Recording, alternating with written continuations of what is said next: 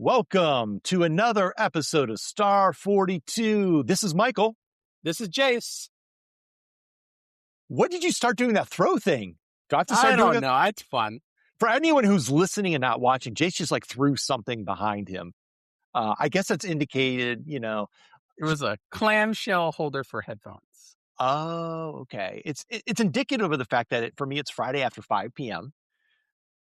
It's been a very long week, which goes into news and stuff because today is January. What day? Is it the 16th? It is the 16th. Yes, it's January 16th. And I don't think we've talked since December-ish. It was before Christmas. It was. Or you say Christmas, I say the best day off being Jewish ever, but that's a different conversation. So we have a lot to talk about. And Jason and I were just saying, you know what I think we're going to have to do? We're going to see how long this recorded podcast goes. And we're going to have to maybe break it up to a part 2. Yeah. Yeah. But unlike the Stranger Things finale, I'll do which like I haven't part. Seen. Well, I wish I would have waited for it to be totally out so I could have got fast forward pieces to it. I'm not going to say anything else.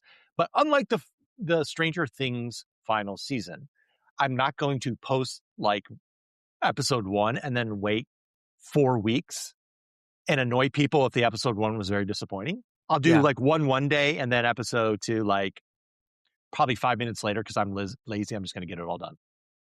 Sounds great. All right. But that being said, let's first of all recap.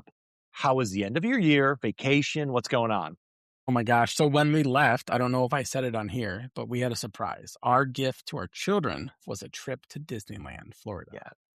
Right? Wait, hang on. You just made a mistake. Disney World, Florida. That's why I said Florida, because I'm sure I had it wrong. I get them confused. For reference and context, I'm like a big Disney person. My wife and I have been to Disney multiple times. I have a whole story about how my daughter was adopted there. There's a story about that. Not this episode. It's a previous episode. You'll have to listen to them all if you don't know. Oh, we did have that in a previous. Great. And I lived in Florida for 2 years over COVID and went to Disney multiple times. So I'm very specific. The fact it's Disney World. Thank you. Disney World. We stayed at the Art of Animation Resort. That's one of my favorites. I've been there. We were there like the first year they opened. I love it. We were in the King Triton building. Okay. Which is across from Ursula. Yep. Right. And it was fantastic. It got down, though. The weather got down to like 35 degrees while we were there. Yeah. At night it does in Florida. No. Like they shut stuff down. In the middle of the day. Yeah. Like we were like, we're Minnesotan. We don't care about this cold. And we went swimming. Because the pools are heated. But people around us were wearing like parkas. Like, what are you doing? Well, I mean, because they're not used to it. When I lived in Orlando, it was like 70 degrees and people were wearing parkas. And we're walking around short t-shirts like, are you crazy? Yeah. Now, you stayed at Art of Animation, so I'm going to ask you this. Did you notice that when you're in the pool, you go underwater, you hear music?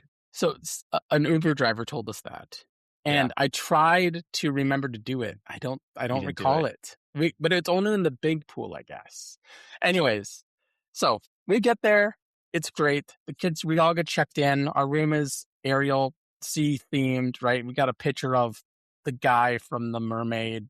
The picture's crook. Whatever. It's all great. And then my wife has a whole plan. She worked with a planner. So we had like 4 days planned at different parks and then 3 days recovery between those days, right? That was good. That was smart. When she was initially talking about, she's like, going to do every day. I'm like, no, we are not. I won't do it. It's bad. So we split it up and it was great. So we did 2 days at Universal and we did 2 separate days at individual Disney parks. And Universal was fantastic. I was really excited because I was going to actually go on the roller coasters. I'm really big. I'm like, I was like 400 pounds recently, like last year. I'm down to like 350, which is huge. That's good. Yeah. I was able to ride on all but 3 roller coasters. So that's fantastic. I was able to ride on them though. So that was awesome. I didn't think I'd be able to ride on most of them. I admittedly, of course, I'm 6'4". Yeah. But I don't have the size. So I generally haven't, even if a roller coaster is, sometimes like the older roller coasters I've noticed, it's hard to get in harness for me, but I can squish in. Yeah. But I really gained a lot of empathy because my son, who's now almost 6'6" Yeah. and must be over 300 pounds. He's a huge guy. Um, Over the Halloween time, we went to Kings Island in Cincinnati, and there was one time he got on a roller coaster and they couldn't get him on. And, you know, it, as your son, you're just like, I feel so horrible for him. And of course, I got off with him. I'm like, dude, I'm here for you. Yeah. So it's, Disney, I think, does a decent job of trying to manage that. But at the same time, it's not. I empathize is what I'm saying. Like, dude, I get it. Yeah. Well, I didn't know that that would be a problem until ServiceNow had their knowledge conference in Orlando. And I Yes. didn't realize like where the hotels were. And so I didn't bring my family with that time and I felt awful. But remember they had I don't know, were you there when they did Oh, the I was Florida there. one? Right. Oh yeah, Remember how Universal Studios. they had the whole park? One of the Yes. roller coasters you could ride on, I went up with some of my old coworkers from Expedia and I couldn't fit in the ride. Right. And so I just assumed I guess I'm too big for these things now. Well, I I'm didn't glad you. realize how much that lived in the back of my head. But we were able to hit all the things. My kids loved everything except the Mummy roller coaster. They really hated that one in Universal Studios because Did it you was do too any of the? scary. Okay. Did you do any of the Harry Potter stuff?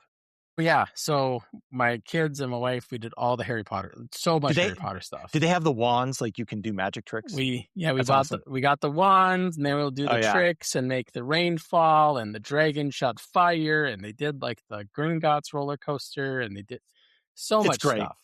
Yeah, And for reference, we oh, took the train from the one side of the park to the other side of the park, right? Because it's like the Hogwarts Express. It's and the how they do some things is kind of magical. Like I know that isn't Disney, but like you get in the train car and there was like this glass, like you can see the people walking by, but then it's actually like Harry Potter and Hermione and the Weasley, really? like you know what I mean? Because it's like it's almost like they have like a TV screen or something. I was like, the door's not that thick.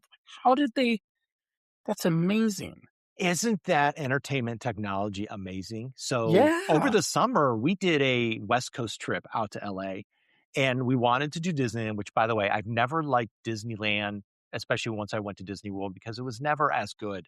This is the first time I went to Disneyland where I was like, you know what? I think Disneyland is better now because they finally have all the magic bands and everything, but it's also smaller with like the same amount of rides across only two parks versus Mm. four. So I'm pro Disneyland now in California. But we also did the Harry Potter and Universal Studios. Now, Universal Studios LA, I don't think it's as big as Orlando. And I never went to Orlando Universal Studios except for the Knowledge Party. And admittedly, I ate before I went and drank a lot before I went. And so when I got there, for You weren't gonna do anybody, rides. yeah, I wasn't going to do rides. And for any reference compared to current Knowledge Party, so if you've gone to the Knowledge during the McDermott era versus previously, I will die on this hill. I will say the best Knowledge Party I ever went to starting at Knowledge 12 was Knowledge 12 pre-IPO. Bourbon Street, small group, 2,000 people. I talked about this before. And the other best one was the one in Florida where you walked into Universal Studios. They're handing out drinks right away. I'm like, well, we're going to get a martini. They're like, oh, go to the stall over there, vodka bar. I was walking martinis Yeah. all night, talking to people, having a great time. And now they just put us into a section of the sphere and say, hey, good luck. Have fun, enjoy Gwen Stefani. But I'm like, well, I don't care. Go. So that is my criticism of the knowledge parties these days. But so for people who weren't around in knowledge 17, I think, you missed out. That was an awesome one. It Universal it Studios. really was good. And the space was too big for the conference, but it was fine. I But walked around. I saw so many people. yeah, it Uh, was it was a it good was great. event. It was a great event. I hope they bring it back there because I would love an excuse to bring the family with. But I would too. I don't know that they will. I think they're incentivized Too to do it in many. Vegas. I think it's more contracts probably. They Who they sign. knows? It's That's usually how those things go. They sign a contract for so many, I mean, events. I haven't gotten to that level yet with the conference I'm running, but maybe someday. But maybe someday. You know what? I hope so, because I want to be 20 years from now when it's 20,000 people. I want to be like, I was there at the first null edge. Yeah, I've got the. Speaking of that, I guess we're gonna mix these topics up, right? So null We are. edges in full force. Hang on. Before we get into there, we're Yeah. going to throw in a little technology. So you were amazed. Wait. We should tell about your holiday stuff. Well, we'll get there. But first, you Okay. were Okay. amazed by the technology at Universal Studios. And, Yeah. and to And give Disney. you, There was some stuff at Disney that was Disney's also amazing. Right. I've been on rides at Disney where I walk on. I'm literally like, I cannot believe how amazing that was. Yeah. Disney does do it great. And do. the technology they have with the way that they put everything into there, like Rise of the Resistance, I remember going on that, and the way they do the whole storyline with the Rise of the Resistance, you're just like, I am in the movie. Yeah, that was cool. That was awesome. Yes. So that, needless to say, the technology they have nowadays for entertainment is incredible. But that being said, the other part about this, and with Harry Potter, and this was really great. Once again, made it immersive. Where when we were at Universal Studios, they have the section of the Harry Potter. In L.A. Universal Studios, it is the Hogsmeade area, smaller. Okay.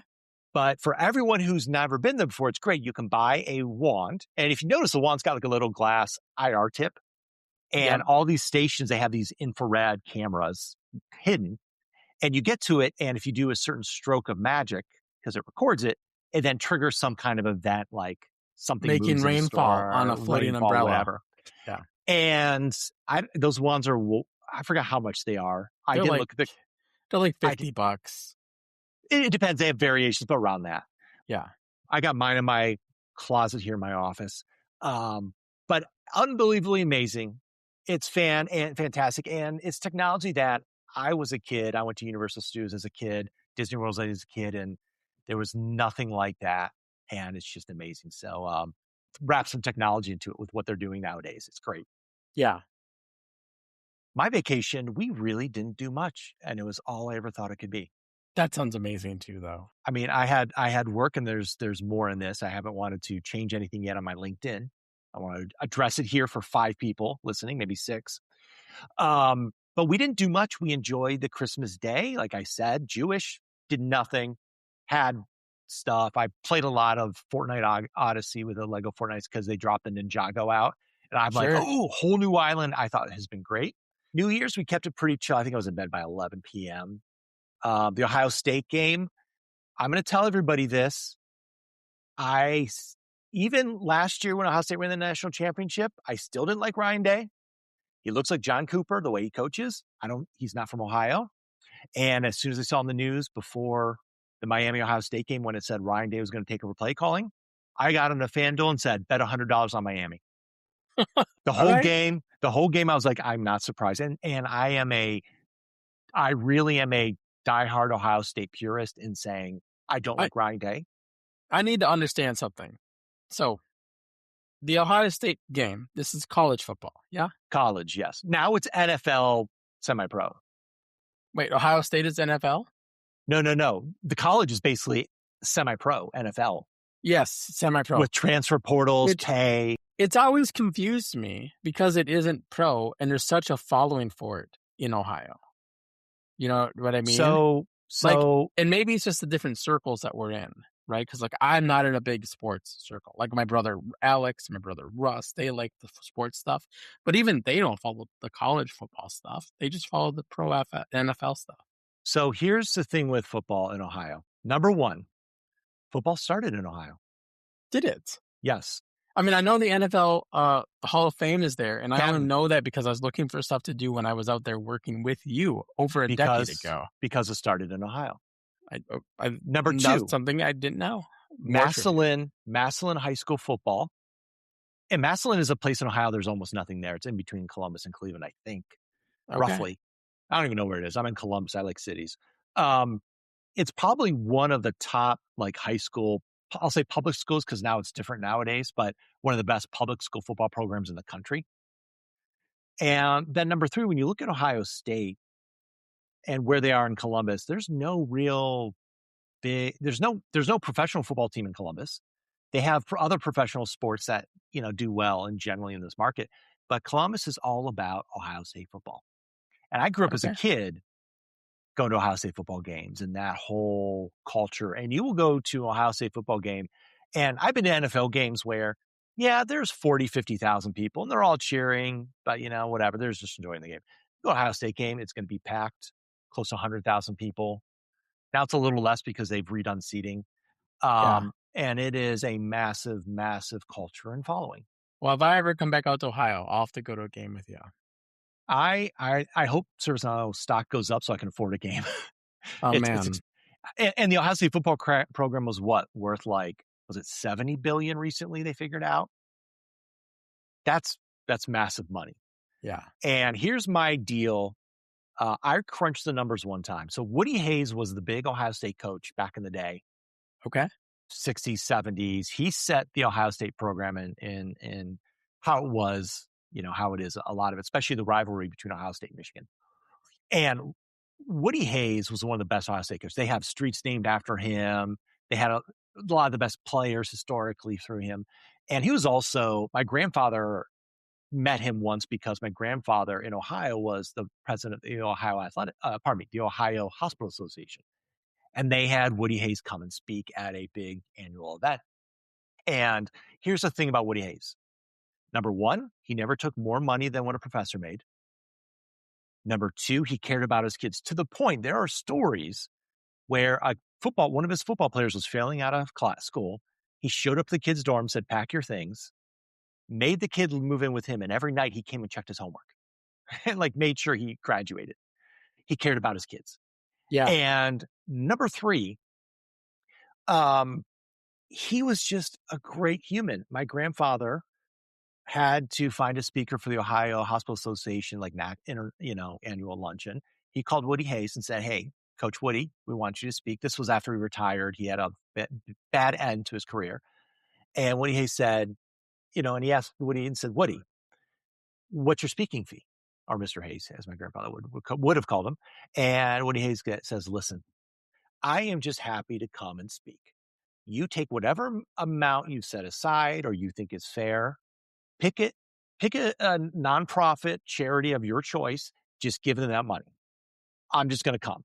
And my grandfather always said how he came and was a wonderful speaker because he's very charismatic and passionate.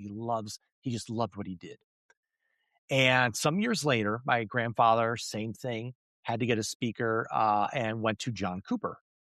John Cooper was a coach at Ohio State through relative the 80s and early 90s. And he was the coach when I was growing up. So I saw him and I had a deep hate for Cooper as a coach because he always lost against Michigan. My grandfather tells the story of how he had John Cooper come, and John Cooper just was a horrible speaker. He swore and went all over the place, and it was just bad.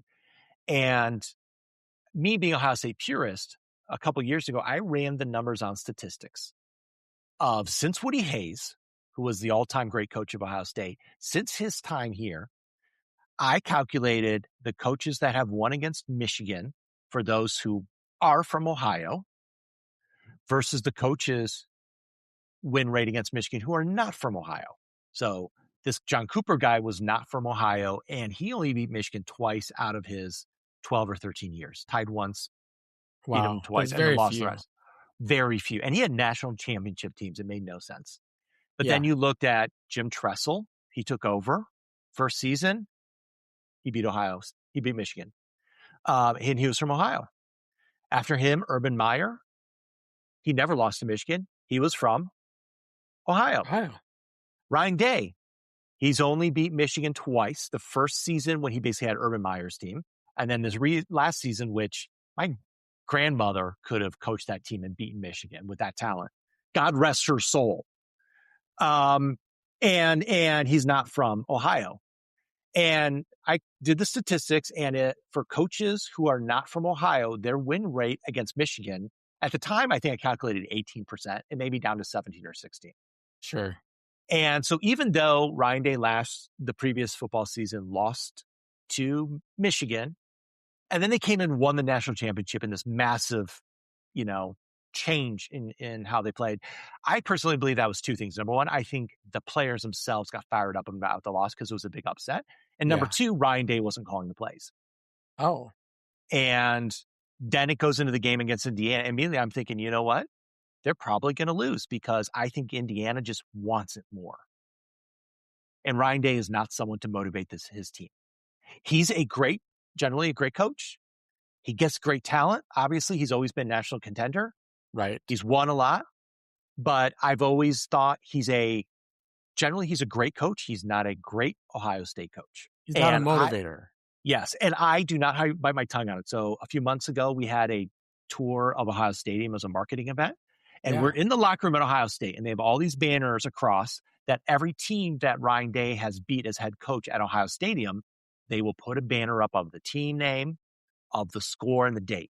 And there's no Michigan. The guy even points it out, saying, if you'll notice, there's no Michigan banner here because we'll never put Michigan. It is TUN, the team up north.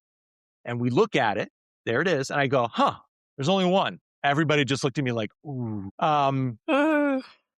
So that's my whole rant.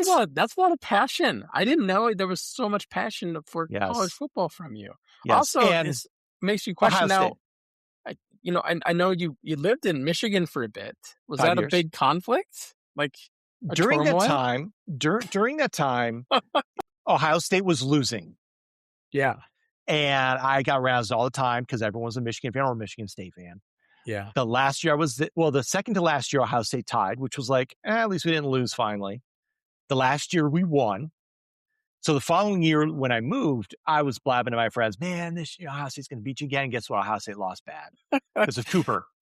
And the other thing I'll say is I've also learned like a lot of times I root for Michigan now. And my dad one time got mad at me. He said, why are you rooting for Michigan? Like, that's, why not? Aren't you a diehard Ohio State fan? I'm like, yes, Dad, I am. But the players they're getting from these portals are not. They don't care about Ohio State like I care about Ohio State. Why should I root for Ohio State so much when not even these players are? And the other point I'll make from this rant, I'm sorry, listeners, you're probably like, God, Slobodnik, this is perfect. They're learning about an American pastime. They're learning about college football, the passion of the people of Ohio and what they have. Because I didn't know that this passion existed. I didn't know that football started in Ohio, along with Micro Center, along with who knows whatever else. A lot of great stuff from Ohio, believe it or not. But what I've also learned is my passion for Ohio State football is what I call like old school purist. It was from a time before the transfer portal and before NIL, where now kids are coming and going. Yeah. The schools are basically paying these kids, for lack of a better phrase, to play for them. And realistically, Ryan Day is probably a great general coach for college nowadays because he coaches more like an NFL coach. Yeah.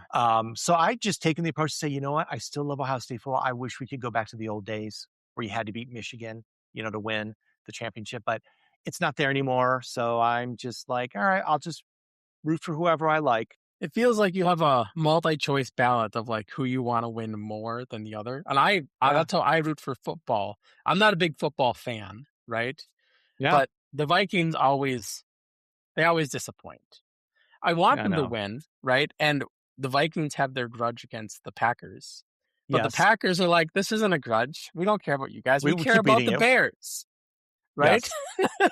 So my order of precedence is I want the Seahawks to win above all. And I want the Packers to lose.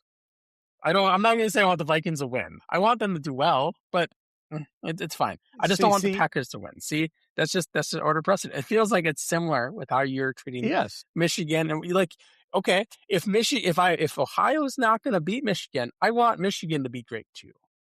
Yes, because my philosophy is, look, the Big Ten overall, I want to be a power conference. And the best games I can remember historically was when we got to the Michigan-Ohio State game, last game of the regular season, and Michigan was number 1 or 2, and Ohio State was number 1 or 2, and they had battles. Yeah. Yeah. And it was great. Close game. Lots of amazing plays. Yeah. So I can see that. Yeah. And, I just don't feel that anymore, which is really sad because I miss it. As stressful as it was, I miss it. And so now... go ahead. I know we're so deep in the football. And I'm not a big football fan. Like I open, but I do love tournament structures and I love these things. And football always confuses me. How does it work where Ohio can get the championship and not beat Michigan, or Michigan get it without beating Ohio?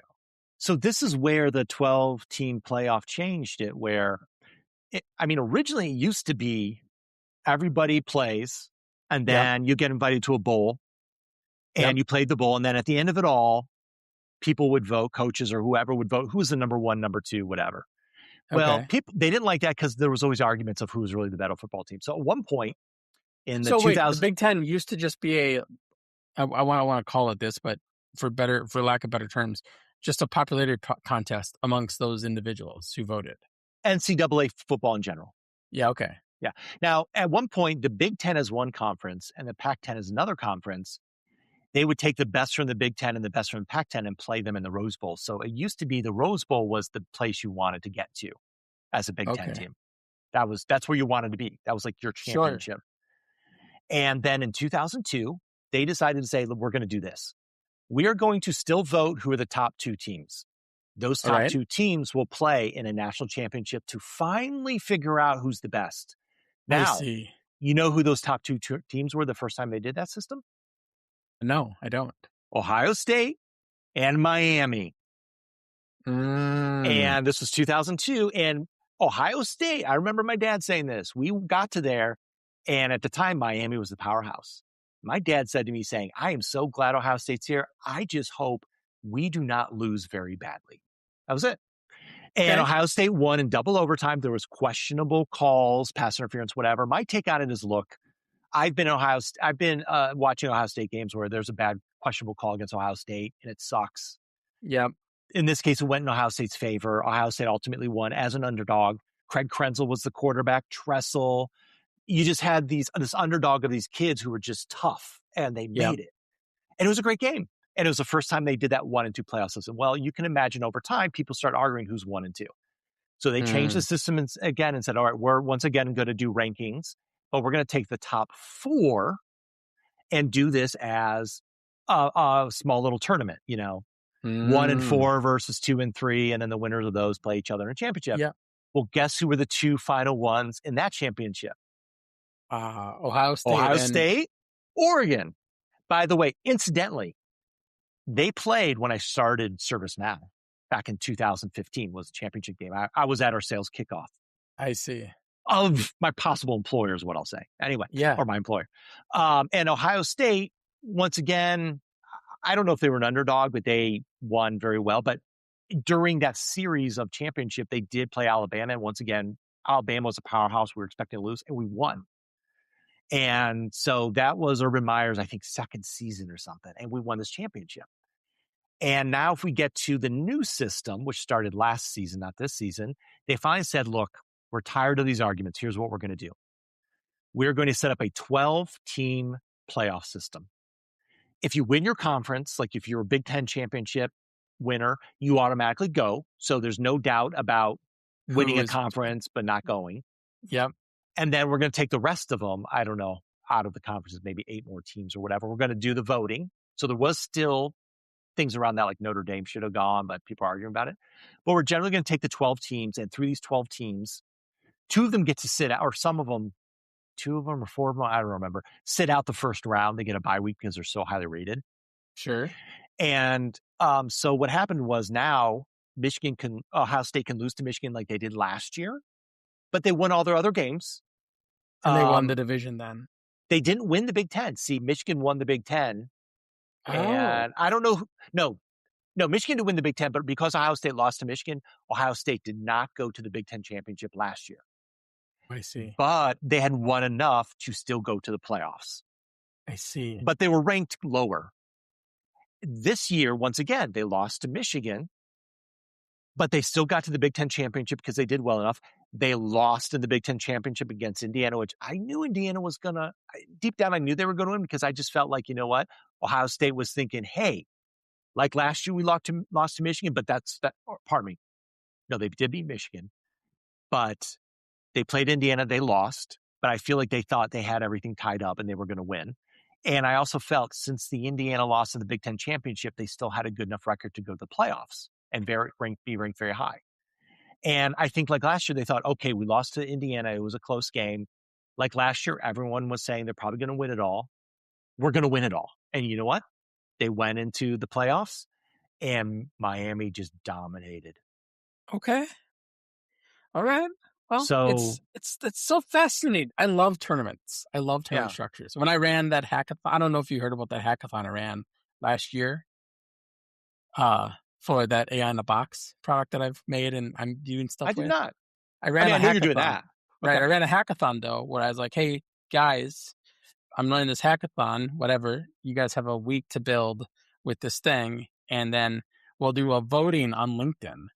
And so every day Nice. I had votes. And it was a single limb. I'll include a link. I was just looking over it the other day, and I made a post on my blog actually the other day because I was closing out old projects on Basecamp, and I had that Nice. one open, and I was like, oh, I want to put all these things down. And there was like 30 teams, only 6 of them submitted stuff, but it had like the, single elimination style things. Yeah. And it became a popularity contest because like, how do you win a hackathon when you don't have judges, right? You win the votes of random people. Well, how many people can you get to turn up to vote? Right. But That's great. But you yeah, did it. we're already at 30 minutes. I know we're at 30 minutes. I think what we should do is we should tell our awesome listeners, all 5 of them, or how many ever out there, that they'll have to come back next week and listen to the next episode. And I think we should. Before we do that, Yes. I have to make announcements. All right. Let's do it. So I have not changed LinkedIn yet, but going into 2026. Wait. Are you sure you want to do this on this episode? You can keep them waiting. No, you got to do it now. I got to do it. I just want to get it over with. So I'll go change Get it LinkedIn, over with. Whatever.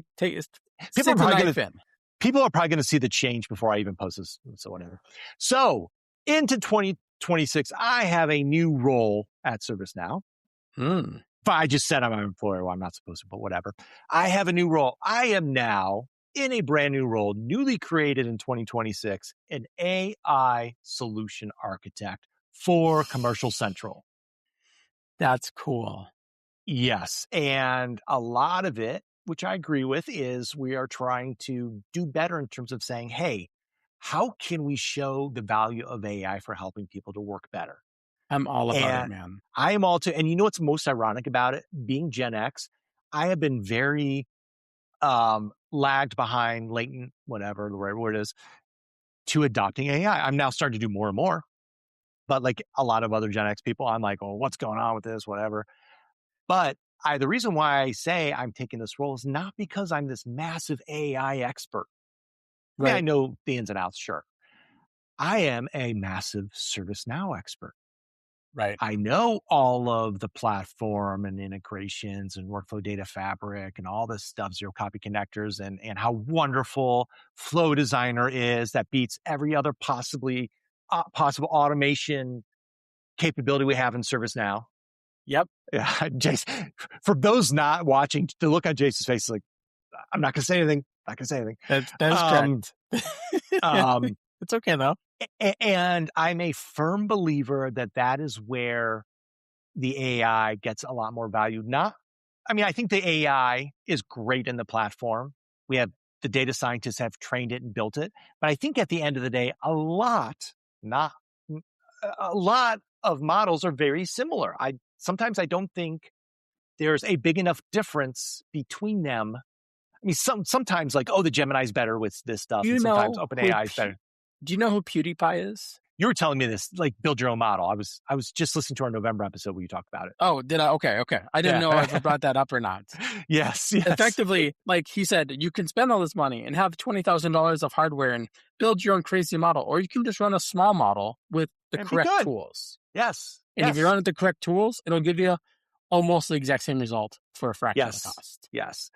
But my point is, the models themselves are not what's totally bringing the value, at least to work stuff. Yeah. It is getting all the data to it to answer your questions, and it is the access to the tools to then do other stuff. And I always talk about how was in Dynamics one time. I was telling the Copilot, hey, someone duplicated this opportunity. I got to copy engagements from one to the other. And it said, sorry, I can't do that. And I'm like, well, what good are you? This is what I need. And I'm sure things are always improving in that realm, but that's just an example of, say, AI to really, really be impactful, we have to start getting automation. But that being said, I'm excited for the role. I am a ServiceNow purist. The way you're opening the roll up, did you hear about this change on ServiceNow like the top level board where they rewrote the rules so now they can have a co-CEO? Oh, I didn't read that part yet. I've been so busy the past few weeks, I haven't kept up But on the way you anything else. introduced it, you're like, they made a new role and I'm going to step into it. It's going to be fantastic. It's just for me. I'm like, there's no way. There's no No, way. No way. no, No no way. way. No way. No, no, no, no, no, no, no. I'm not. To be fair, like I've said before, I'm kind of a socialist. Like, I'm an individual contributor. I want to be in the trenches. I want to work with the There are customers. people at that level who are individual contributors. Look at HubSpot's top level guys. The guy who founded HubSpot, he has no one to report to him. I would love that. I think when His Fred name is Luddy was, Dharmish something. Anyways, he's anyway. very social on LinkedIn and other things. But All right. Well, what I love about it is it's a brand new role in the yeah, in the company, and that means I get to say, hey, I get to help figure this out. I'm not the only one, obviously, and we have a lot of smart people I'm working with, but more importantly, I am still generally in the same territory as before with a lot of the same customers, more even. yeah, But one of the things, and this is critical in general to work, is I love my team who I work with. Bright people. I didn't want to leave them. I didn't want yep. to leave my customers.